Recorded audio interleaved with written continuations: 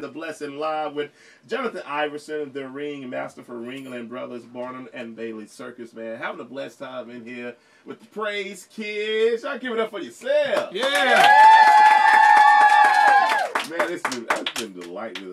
Well, stepping up to the mic is the sharpest dressed man up in here. I know. He made me feel so bad, too, when I came in there. T-shirt with shorts on, he came with his pinstripes. Tie on, a pinstripe. Look at you. Boy, you looking good. His name is He looks like he shaved, too. He shaved one. All right, Mr. Henry Williams. How you doing, sir? Good. Anybody want to shout out to out there? I want to shout out to my pastor, A.K. Jackson. I want to shout out to my mom, my dad, and my auntie. Okay, cool. So, and what's your question you got up there? Mr. Johnathan Iverson, what inspired you to be a ringmaster, and were there any obstacles that stood in your way? If so, what did you do to get through the obstacles? Wow. Well, what inspired me to be a ringmaster was opportunity. Again, I didn't plan it. It was an opportunity that came to me. And so the obstacle I had was fear of the unknown. You know, what was this going to be like? This was something I didn't plan. It wasn't in my vision. I didn't, you know, it wasn't on my vision board. You know, now I guess the thing is to worship the universe now, and rather than creator. So I didn't talk to the universe. You know, I didn't do all that. You know, right? So it wasn't there. You know, it wasn't in my atmosphere, and it was an opportunity that came to me, and I knew I was prepared for it. Ironically enough, but I didn't know, and so the only real obstacle I had was that fear. You know, that fear of the unknown. What if I fail? And to that I say, always take a chance on courage. Always take a chance on courage.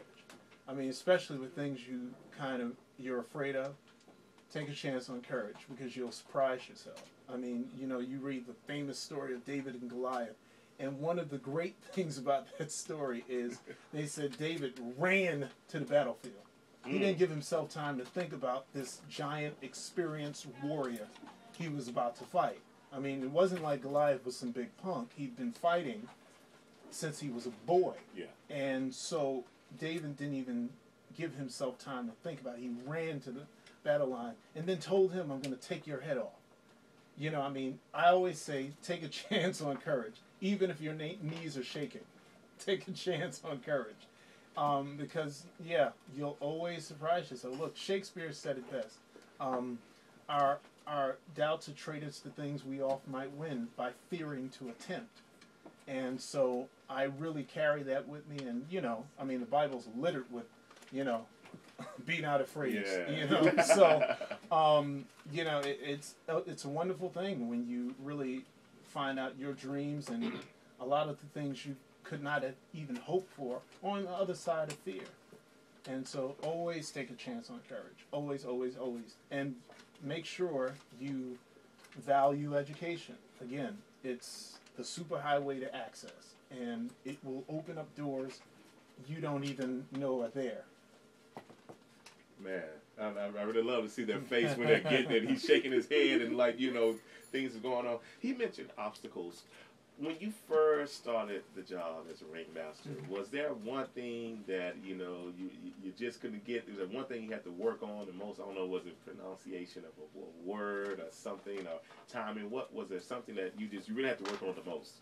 You know, it was just really just adjusting to the environment. You know, a circus environment is so different than theater. You know, you can say, like with theater, there's so much. It's a little more organized as far as, you know, they pamper you a bit more. Okay. In circus, I don't want to say it's because it's very organized in circus, but in theater, you're much more pampered. When I left the Ringling Brothers show and I went to do this wonderful production called Carnival at the Kennedy Center in Washington, D.C.